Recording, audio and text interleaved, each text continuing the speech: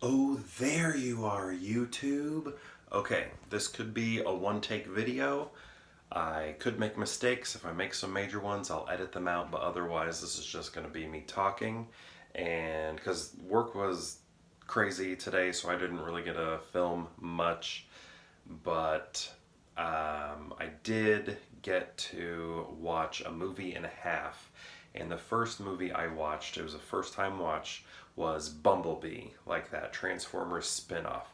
And I know it takes place in the same universe as the other Transformers, but I need somebody to help me with this timeline because in the first Transformers movie, and I could be wrong, I mean, it's been many years since I've seen it, but I, it just kind of seemed like Bumblebee hadn't been there very long. Is that right? I mean, I remember him looking all dusty and stuff, but I don't remember him in I don't remember him like anything alluding to him like being there for a long time. And it seemed like, with Optimus Prime and everybody in the original Transformers movie, the original being like the live action one is what I'm talking about, not the animated one. But it just seemed like Earth was brand new. Like everybody was like, oh, Earth, I don't know anything about Earth. But, Bumblebee in his movie, he's been around since the 80s. And then somebody told me that Bumblebee has been maybe not here since World War II, but he stopped on Earth to participate in World War II.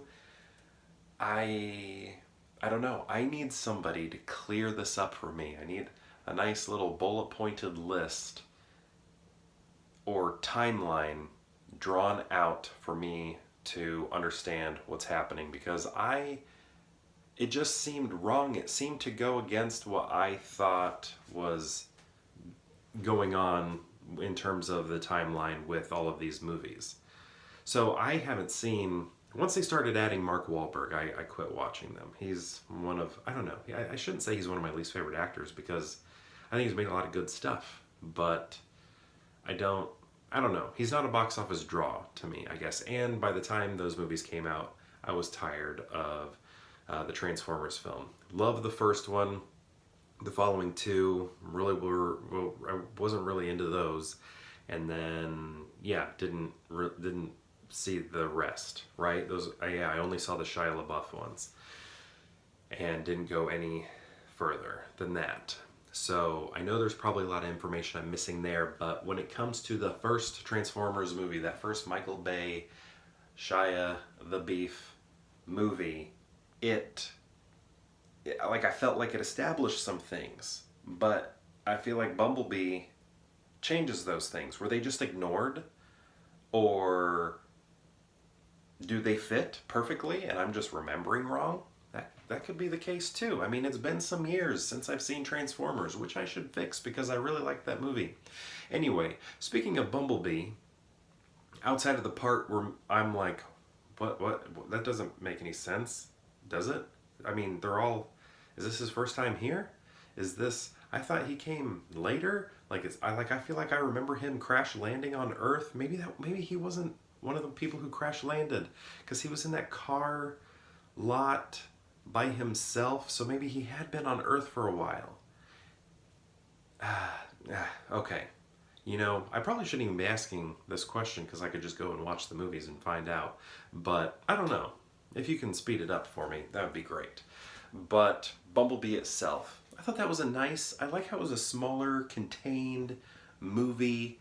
It wasn't, you know, overly crazy when it came to the action. It was just a more intimate film than we got with those other ones. I mean, you could say that with Sam and Bumblebee, that sort of existed with the original trilogy, but it felt more contained here. It wasn't over the top in any way, which was kind of nice. The characters, the amount of actors, or sorry, the amount of characters was much more limited, which made it have the feeling of a smaller film.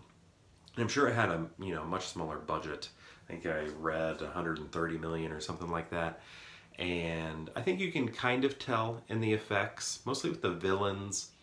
It didn't, maybe on Cybertron also, it just didn't seem, it seemed a little more slick, cartoony a little bit, the style. But, I think maybe also this was geared towards a different age group. So that could be why maybe that was a design choice. I don't know. But, or it could have just been, funding, that sort of thing. Maybe didn't have enough money to add an extra layer of grit or whatever it is that happens when making, I don't know what's going on when it comes to CGI. So, I don't have those skills myself. So it could have been a design choice for all I know. But yeah, I like that it was a smaller, contained movie. Also, Soundwave. We finally got a real Soundwave. And if I'm, if Soundwave showed up in the Mark Wahlberg ones, then I'm sorry. But I just remember that garbage Soundwave from maybe part 2 or part 3. I don't think they ever called him Soundwave, but it was like sort of, implying that he was Soundwave, the little, I think he was like a boombox or something like that. So we got the Soundwave we've been looking for. So that was very nice. I liked that. And I guess he was voiced by Epic, why can't I think of it? Epic, the honest trailer guy. Epic movie voice. Is that what his name is? Anyway,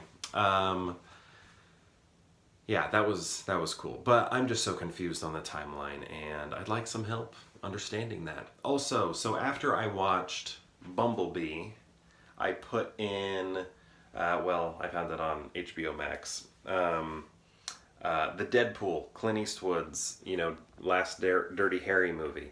And basically, I just got tired. It's really late right now, and I was like, you know what, I gotta stop this. So I got a little bit beyond the, Jim Carrey part after spoilers for the Deadpool. I mean, it came out in '88, so if you haven't seen it, I don't know, I guess stop here watching this video. But the part where Jim Carrey, was killed, like a little bit beyond that point, is where I stopped, and I was like, I gotta get to bed.